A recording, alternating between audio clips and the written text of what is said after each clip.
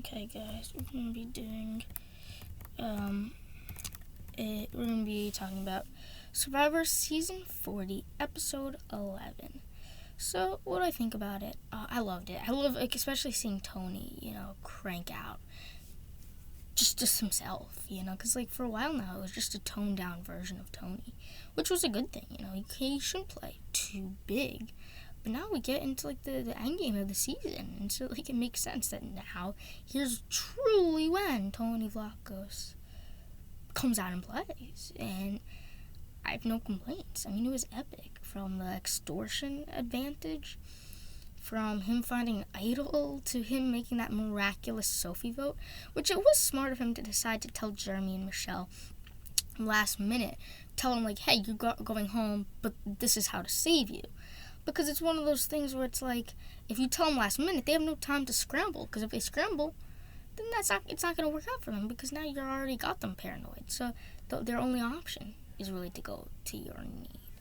But it must have been, I can imagine it was a big jump for Jeremy to all of a sudden go from knowing he was a vote out to trusting Tony. But I know that Jeremy didn't know Tony voted, was in on the Jeremy plan, because again, Tony did play both sides at the beginning of this episode, and it went from playing both sides to not really flipping, but more or less creating your own foursome, because now, especially when you split votes, a foursome will be the majority, and so the foursome of Nick, Tony, Jeremy, and Michelle will override a 3-2 vote. So Tony is one of those people where it's so interesting, because up to this point, it kind of felt like everybody miraculously trusted him. I know Kim and Denise didn't, but yet they trusted him enough to go along with the Jeremy plan. And so it's one of those things where everybody seems to trust Tony to a certain extent.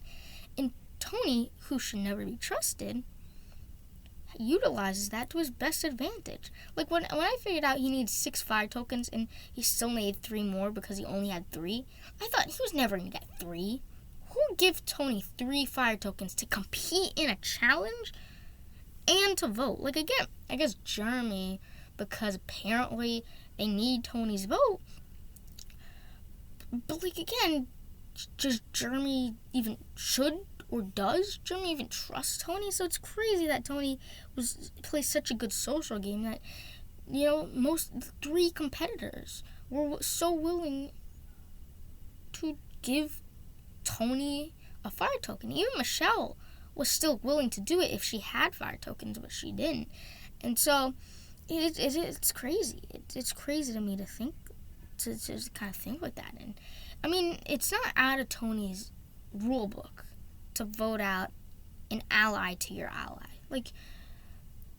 Tony did that with LJ and Cagayan, voting out LJ because he got too close to Trish, aka voting out Sophie because she got too close from Sarah.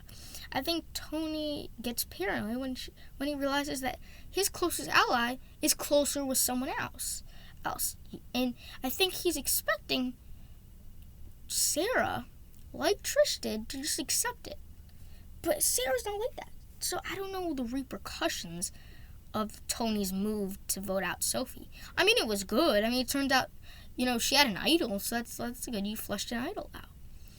Now, it gives me to think, now that he knows that the idol's back in the game, it makes me wonder that he's going to go look for it again. Because now that Tony's done that, it seems like Tony, it's not far-fetched to be anything that Tony would do, you see the preview, he's climbing a tree, for crying out loud, a tree shack, I won't be surprised if he brings back his bag of tricks. I mean, you never know with Tony. And I thought, I think he's played a good game, and I think it's one of those things where it's maybe this is too much, but it's sure good television, if we're being honest. I think I was glad that Kim was able to spot immediately that Tony, was lying and was playing both sides.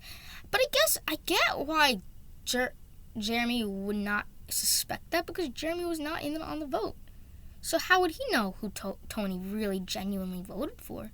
However, Kim and Denise, they knew where Tony's lines are. And so they knew to get to not side with Tony. But again, Tony just is that. Tony used Jeremy's advantage to his advantage. The advantage of not going to tribal council, gives Tony advantage so that Jeremy will have to believe everything he says because Jeremy doesn't really know the truth.